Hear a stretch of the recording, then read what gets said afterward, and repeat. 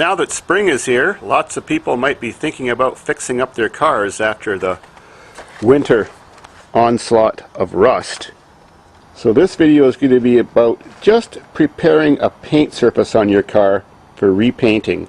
I'll do another video at another time on bodywork. A really simple step that you have to do a good paint job on a car, which some people overlook, is wash the car really good by hand. Not a car wash, not a pressure washer. Get a pail of hot, soapy water. Add some good quality dishwashing soap to that water to make it soapy. And have a running garden hose with you. And wash that car and wash every square inch of it as best as you can and rinse it off really well. And don't park under a tree at all in between the time you're going to be preparing the paint surface before you're ready to paint. The next thing is try to determine if the car looks like it's been ever waxed or recently waxed. So you look for little bits of wax edge, that white stuff that forms from the dried paste that may be left. If it's never been waxed, great. If you find traces of wax, that's a painter's nightmare. The last thing you'd want to do is sand the car without having that wax removed, because the sanding rubs into the crevices that the sandpaper makes. I don't have any here to show you, but you can buy solvents in cans like this called wax remover. You put them on a clean, uncolored rag and rub the vehicle in the shade very hard and see if you can get all the wax off the vehicle. The next scariest problem for prepping a car for paint is Armor All. People spray it on their dash. When it gets near this edge, some of it sometimes gets on the body, or they're even doing their door panel so it gets on the body. Armor All is really hard to get off your paint, and if you don't get it off, it causes the worst fisheye problem you've ever seen. And fisheyes is where the paint repels in little spots, like divots. So if you notice the dash is really shiny or interior parts look like they've been polished up with Armor All, get a powerful solvent like lacquer thinner and wash all the areas around, maybe where it could have sprayed off a tire and got on the fender, or wash the areas around door crevices where some overspray might have went out and got on the body.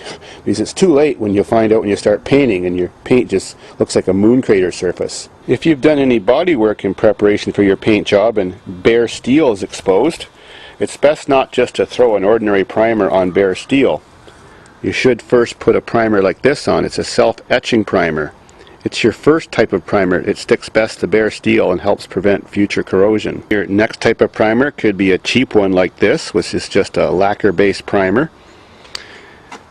You just thin it out with this stuff. This comes nice and thick and goopy, so you add an equal amount of the thinner to it to make it sprayable. Or you can use the stuff which is pretty similar that comes in an aerosol can. Just because primer dries really quick, at least it seems that way, so that the surface seems dry, it's always best to let it wait 1 or 2 days before you sand it, or park it in the sun.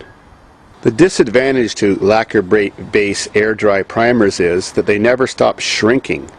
So if you've done body work and there's sanding scratches in your work or in the paint, well, this can fill it in, and when you sand it, it looks perfect and beautiful and perfectly smooth. But then after your paint is completely dry when your vehicle's done, and months later, you'll notice standing beside it in the sun, you can still see the scratches. That's because the primer has shrunk a little bit more.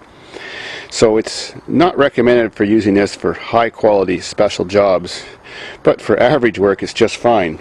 Right, kitty? If you really want to do a good job, especially if you're doing a base coat clear coat job, you get the 2-part primer system.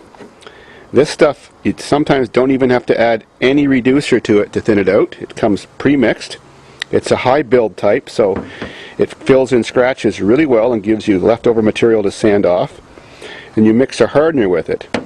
You try to estimate how much you're going to use before you mix it, because once you've mixed the two together, it'll harden up in your gun in a couple of hours and clog your paint gun. That sucks. For ordinary sanding of paint, the best type of sandpaper is this gray stuff. It has sort of a rounder shaped grit, so it leaves less scratchy marks in your paint. And for just an average type of acrylic enamel paint job or something like that, you would just use like a number 320 grit. You can get this yellow stuff in a 320 grit too. It's also made for body work. It feels a little rougher even though it's the same number, but it's just a little bit scratchier. But sometimes it lasts longer and it allows the dust to fall out better. If you're doing a base coat clear coat job like all modern cars have on it nowadays, you're going to want to use the same types of sandpaper I just showed you, but you're going to want to use sandpaper in the range of 400 to 500 grit. Base coat clear coat jobs are very sensitive to tiny scratches showing through afterwards when you look at it at the right angle. Before you do any sanding along the bottom edge of your vehicle, it's always a good idea for at least a foot up to put some lacquer thinner on a clean rag, well, one that isn't colored either, and rub it good and hard all the way along so your paint job isn't contaminated with road tar and other things that you may have ran over, even dried worm guts. When sanding your car, of course, in these little spaces you've got to do it all by hand.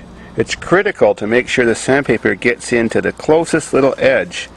Any edge left unsanded, the paint won't stick properly in the future and it starts to peel and look very unprofessional. You never with a power sander sand too much on corners because you don't want to break through the paint and see the primer and metal underneath. You have to be very careful. The cheap $25 electric orbital sander works fantastic. You can get the same type of thing in an air sander if you want, but they do require a lot of air.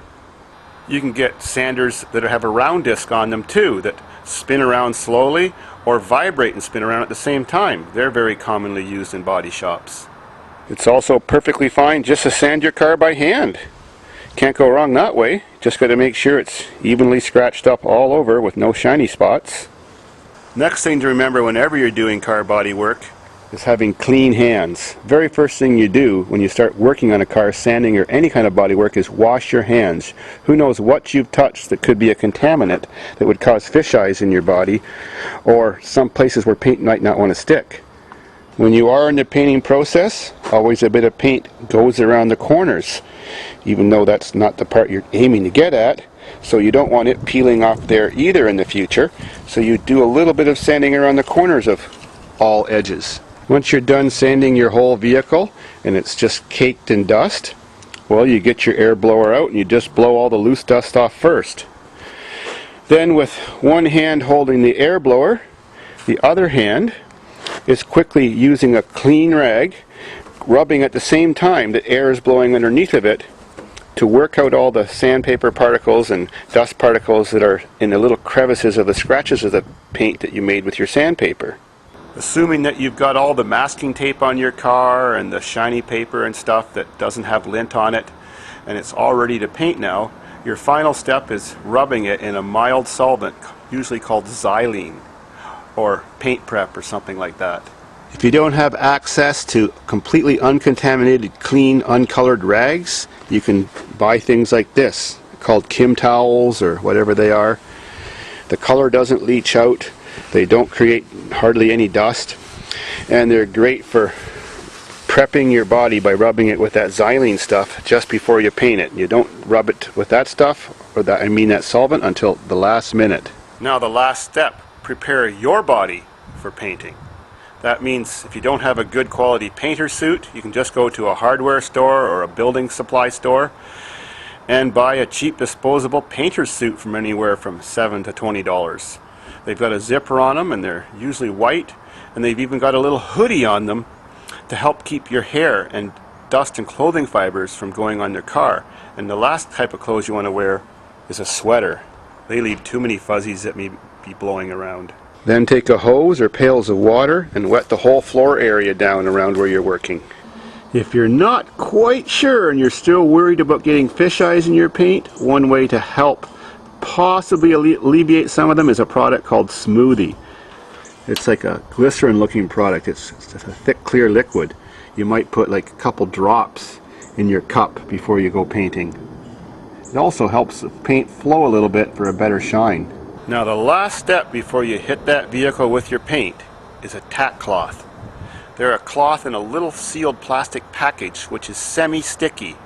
And you lightly open up that cloth and you lightly rub it all over your body surface. Yep. You're just lightly pressing it, and that's picking up the last bits of dust and whatever came on your vehicle just before you're going to paint it. It's even a good idea to go over the edges where the tape is a little bit in case there's dust there. Do that once or twice and you're ready. Next video on this topic will be about the painting process.